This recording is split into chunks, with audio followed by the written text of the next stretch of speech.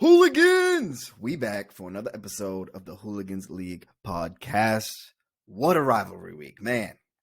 Some epic matchups that led to a lot of trash talk. We have a new leader of the standings, another top dog going down in the upset of the year. We had the matchup of the season so far roll into Monday Night Football for that game to be decided, as does the eliminated survivor. That wasn't decided until Monday Night Football. We have two new managers on the top earners list. We got the trade party house booked. We had another trade go down, and then three more trades go down. It was a wild week, and we got another wild week coming up. So let's get into it. Episode 7, or week 7. Here we go. Best in the business when it comes to a quarterback sneak.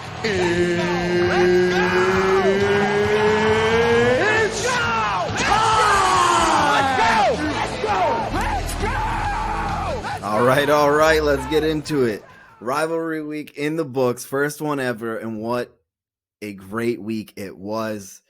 Starting off with the first matchup of the week, we had me and James, two teams at the bottom of the standings, towards the bottom of the standings. I pulled off a big victory led by Pittman, Ayuk, and Breece Hall, giving James his fourth straight loss, bumping him down to 10th place. In our second matchup, we have Radler, who got his second dub of the year over Chris, with big reason why, because of a surprise performance by Juju, and then duds from Kyler Murray and Stafford. They were also towards the bottom of the standings. Chris is now in 8th, and Radler is in 9th. Then we have Chow just feeding a thick serving of his Chinese sausage to Dickey, seasoned with 54 points from his superstar quarterbacks. That's Chow's 4th win in a row, maybe 5th win in a row. He's on fire. He's in first.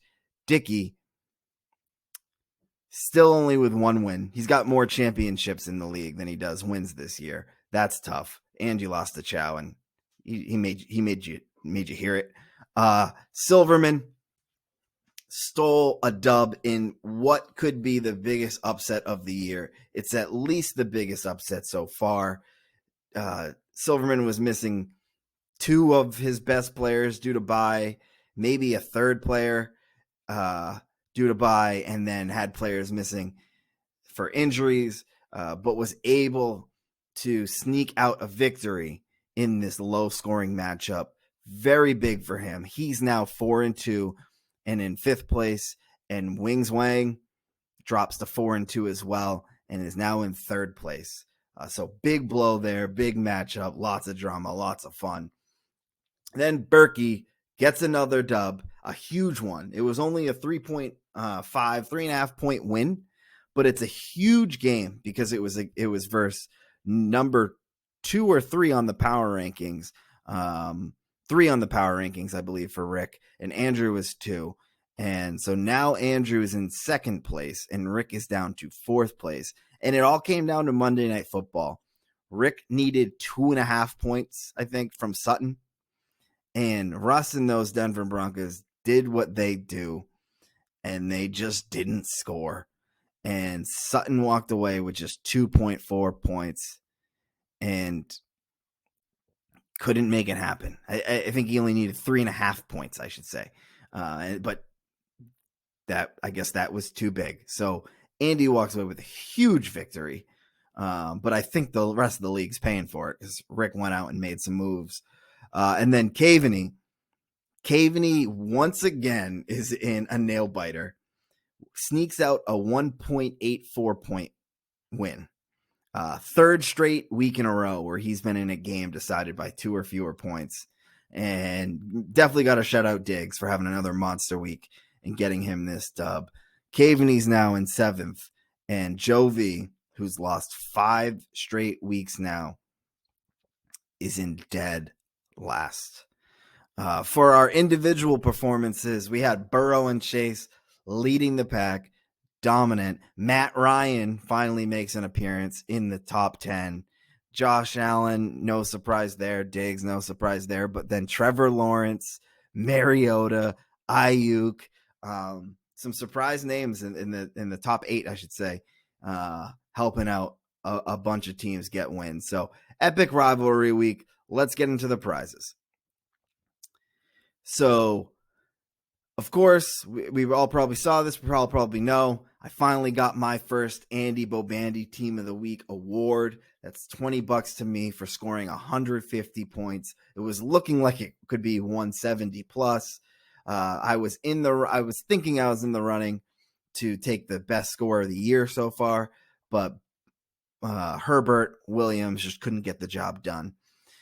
Then for our best loser, we have Chris with a pretty low score. This is a pretty low scoring week, as you can tell. He drops 115 points and gets best loser award. So Chris, $10 more coming to you.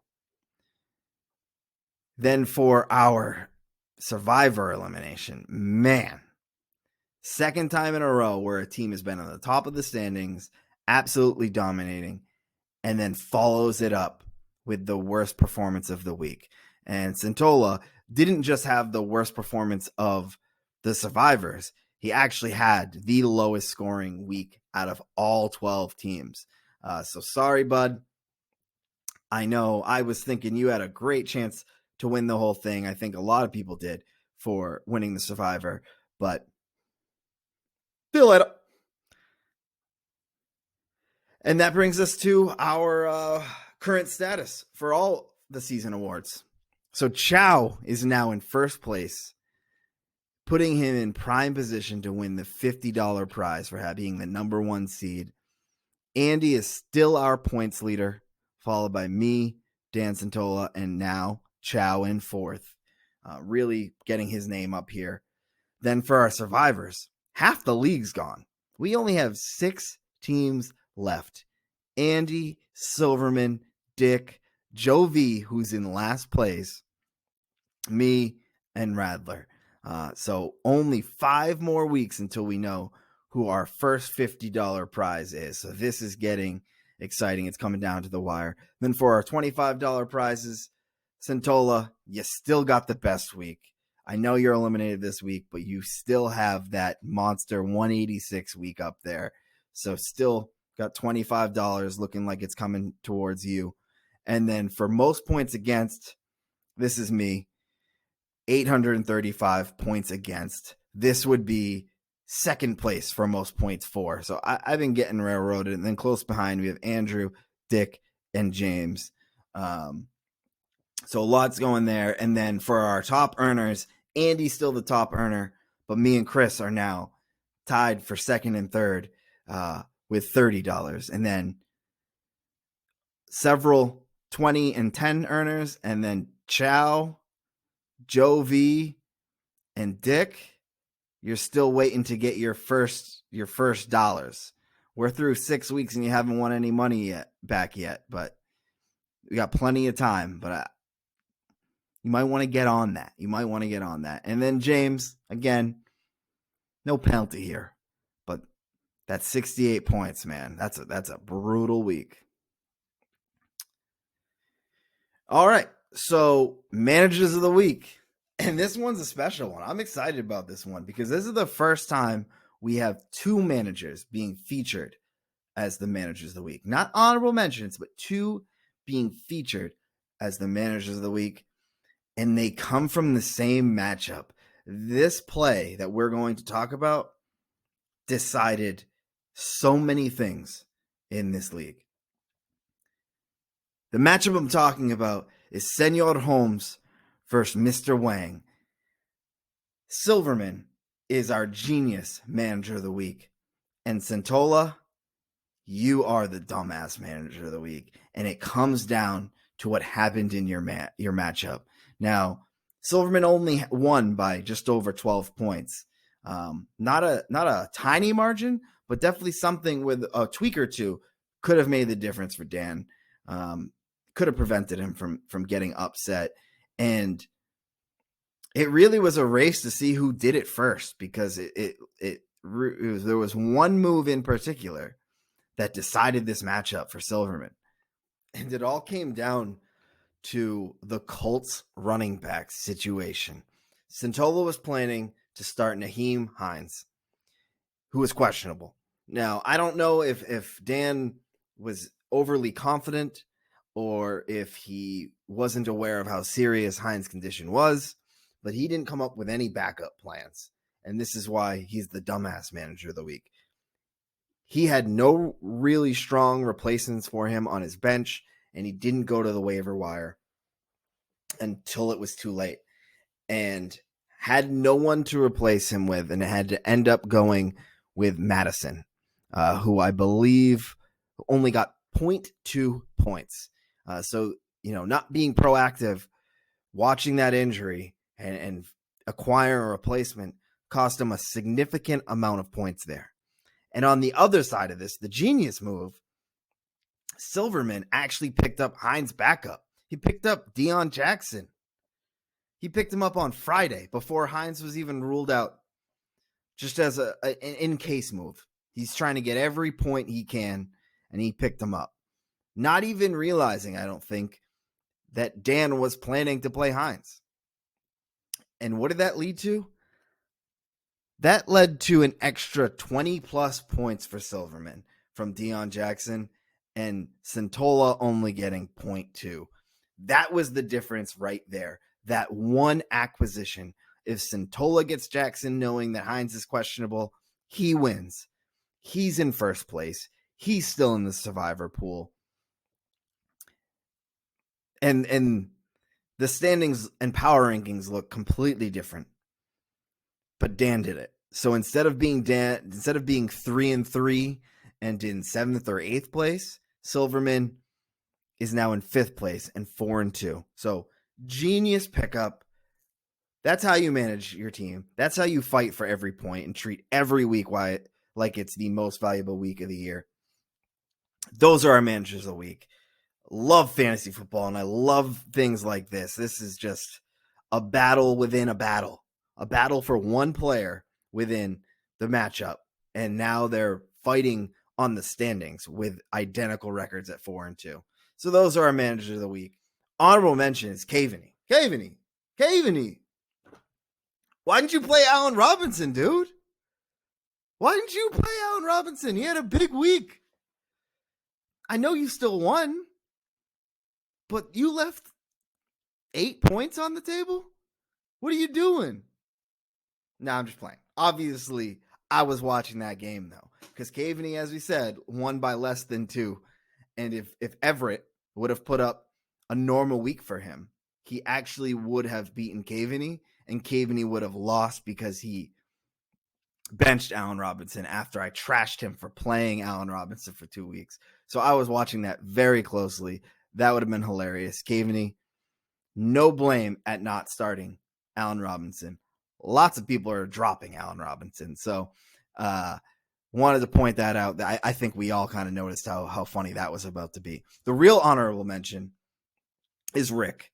Not a major mistake here. This is a dumbass move by Rick, but it's a costly one. He played A.J. Dillon over Brian Robinson. If he would have played Brian Robinson, who's the number 1 running back for his team, he would have got the win. He also could have just kept the Chargers defense and played them instead of picking up Cincy. If he had done that, he would have got the win. So honorable mention there. Honest mistakes. Lots of people might have done the same thing, but costly. Could have been in first place if you hadn't made that move. Maybe Chris will split his best loser award with you. Make that $10 because by you making the decisions you did and losing, you actually gave that title of best loser to Chris. Because if you would have beaten Andy would have been the best loser. So I don't know. Maybe Chris will be generous and share that $10 with you. Let's get into injuries. Worst part of the week, every week. Still a lot of injuries on the board. Jonathan Taylor's out. Bateman, Patterson, Thomas, Tua, Mac Jones, Dak, Keenan Allen, Eli Mitchell. Some of these guys are coming back, but they missed another week. Then we had Akers get ruled out, and not even for an injury reason. I'm not even sure exactly what's going on over there. Apparently, he's played his last game in LA. Connor gets ruled out. Olave, Baker, Mayfield, Schultz all ruled out. And then in the game, Kenny Pickett gets knocked out. Marquise Brown gets knocked out. Randall Cobb, Skylar Thompson, someone I never thought we'd be talking about. PJ Walker gets knocked out. So again, another brutal week of injuries. People are scrambling to make plays. And this week coming up, on top of all these injuries, we have the Bills and all their stars out on bye, the Eagles out on bye, the Vikings and the Rams all not playing. A lot of great players in those games on those teams out for this week. So how do you replace people in these injuries and on these bye weeks? You got to spend the money. So let's get into that. Here comes the money. Here we go. Money talk. Here comes the money. Money, money, money. Dollar, dollar. Bad dollar. Dollar, dollar. All right. So hot week on the block. We got a hot week of fab transactions. Chow drops 31 on Heineke. Caveney 13 on Drake. Dickey 12 on Robbie Anderson. Chow spends another 11 on Tyquan Thornton. Chris gets in the action with 5 on Trubisky. I spent $1 on Miami D. Andy spends $1 on Foreman. And Silverman spends $1 on Bellinger. Lots of money thrown out. And lots of players going, and then a bunch of free agents picked up either for $0 or picked up early this morning. And when I say it was hot, I mean it was hot. This is the first week where there are no embarrassing transactions. Heineke, the hottest waiver wire acquisition of the year, I think. As I mentioned, Chris spent 31, or Chow spent 31. Chris made a bid for 29. I made a bid for 28. And then there was a couple smaller bids in there. Chow nailed it. You have Wentz, you needed Heineke, and you paid the perfect price.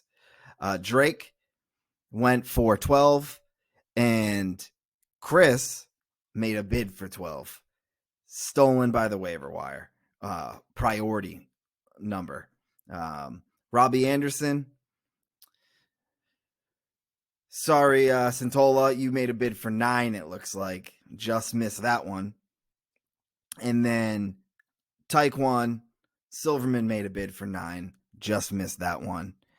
So all of the highest earners, they got it right by just a couple bucks. I don't know what it was about this week, but people are coming for their players. I don't know if it's desperation kicking in or the pressure of the standings, but this one was a fun one to look at. Trubisky was the only questionable one. Could have got him for $2. Whoop-de-doo. The harder part about that is he's probably not even going to play. So some money wasted there, but we've seen way bigger screw ups this year than everyone else went for $1 who could have potentially went for free. No need to talk about that.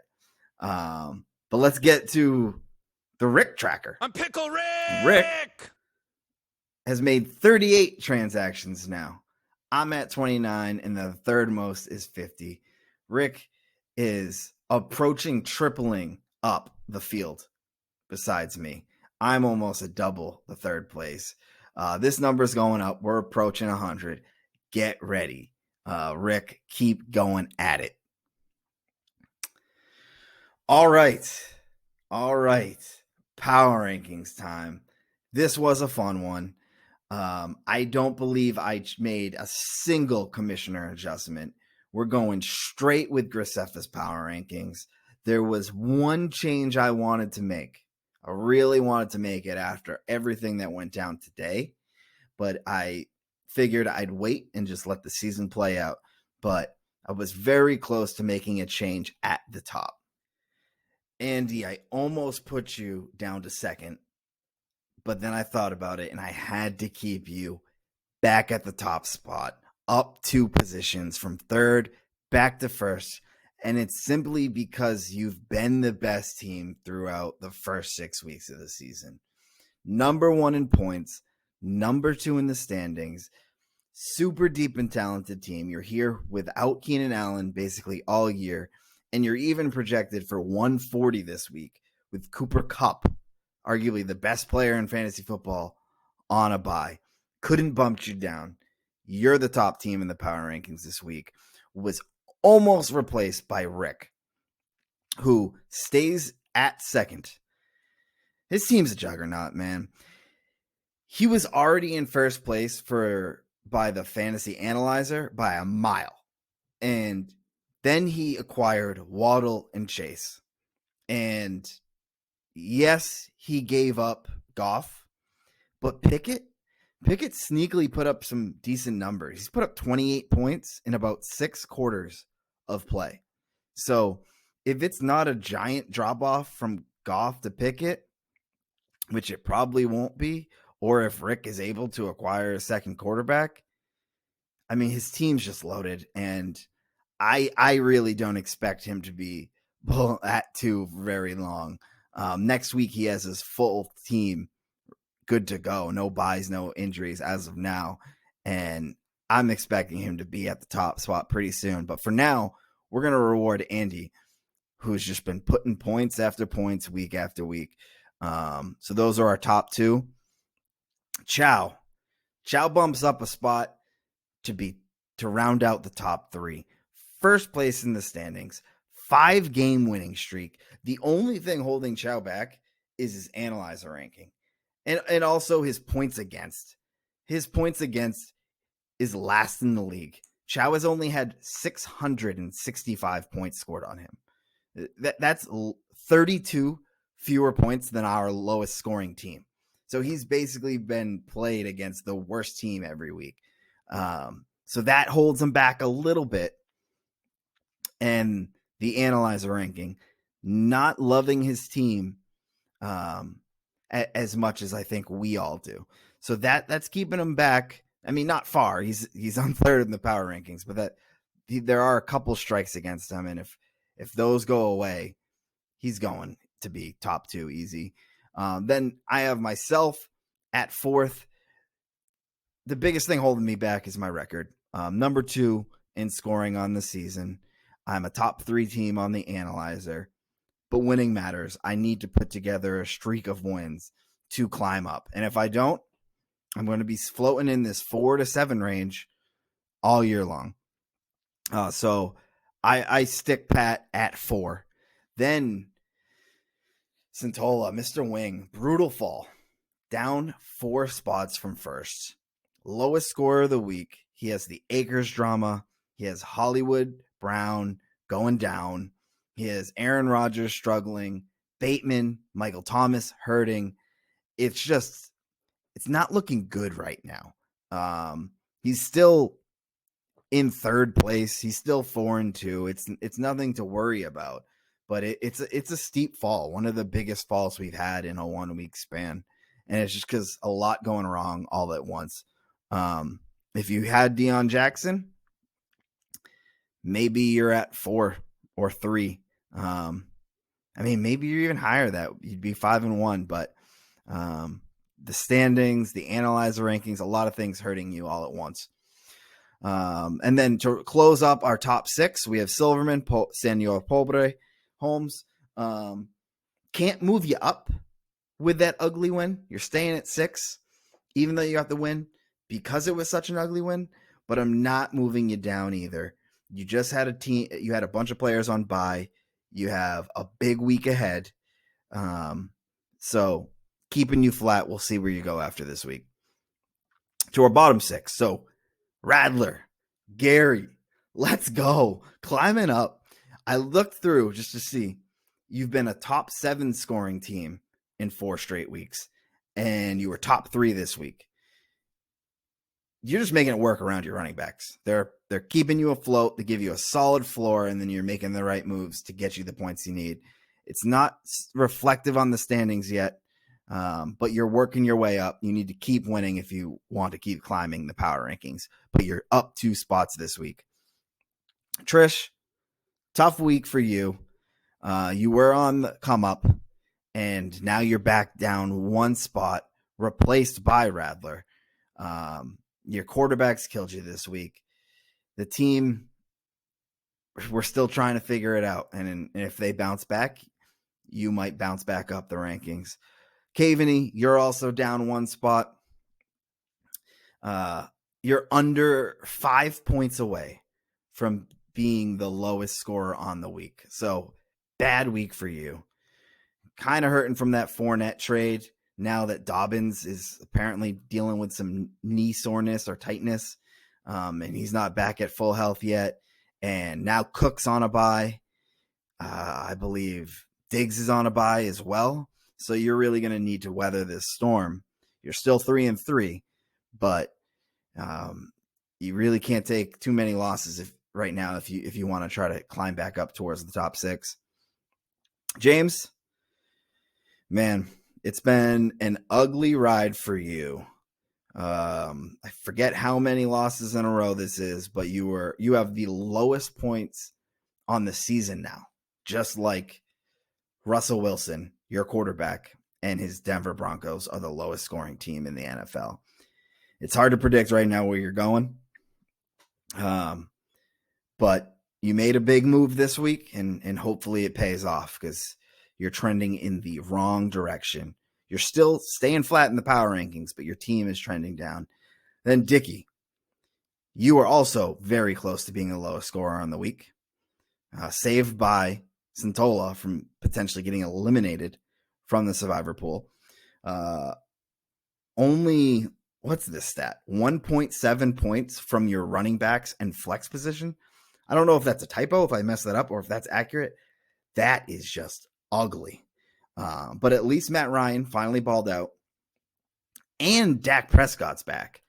So we'll see what happens here. There's some potential there. But at 1-5, 11th in the power rankings, you need to make some moves. And then Sforza, last in the standings, last in the power rankings, 5 losses in a row. Just had some major bye weeks. I know you have another bye player this week, and some injuries have been costing you. Man, this has been a hard fall to watch. But you're military trained. You'll figure it out. You'll land on your feet. But you might want to start marching forward sometime soon. And one last thing before I go to the final piece of this. I'm realizing next year we need a punishment. We need to have a punishment for this league for last place. I don't know what it will be, but we need to add one that will bring a lot more intrigue to the bottom 6 of the power rankings, because then those teams are all fighting to avoid the bottom spot. So if you have ideas, let's share them. Let's get into that. It's officially trade season, y'all. I made this slide thinking we just had one trade that happened last night, but people got the appetite. People are making moves, and I love it. Trade deadline party is going to be insane if we keep this up. First trade was Dick getting some roster help, some more depth, some more startable pieces so he doesn't get any goose eggs. Acquiring A.J. Dillon and Chris Olave from Rick in exchange for Waddle in Jacksonville defense, a move that definitely helps both teams. Chris then this morning acquired the quarterback he asked for, got Jacoby Brissett from Caveney for Alec Pierce.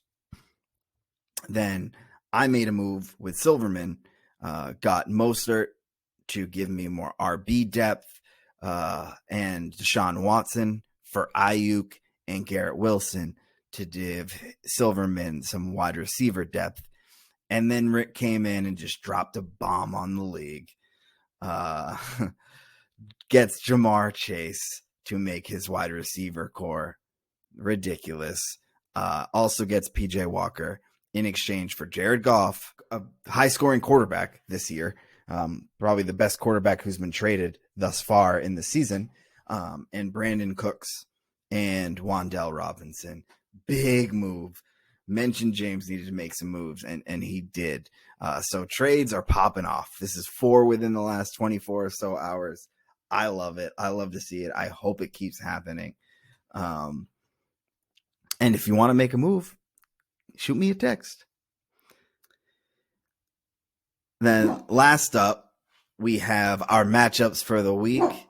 Before I get to the 2 matchups of the week, we have a revenge game. Me versus Dickey, where he is starting Dak Prescott, who is back just in time to play his former team. I hate that he had to come back this week. I really wish he would have come back next week, but that is something interesting to watch.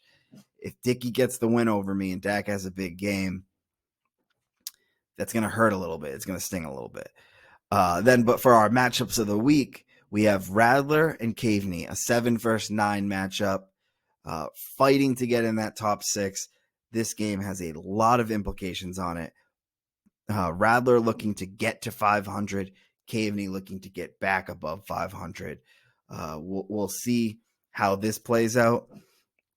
And then we have, for our second game of the week, Berkey versus Chow, 1 versus 2. This is going to be interesting. As we saw, these two teams have a lot on the line in the end of season awards. They're fighting for that top spot in the standings right now, and this is going to be a big one. Now, there are some key players missing from this week, but we just saw last week that doesn't matter. So, big matchup there. Really looking forward to this week.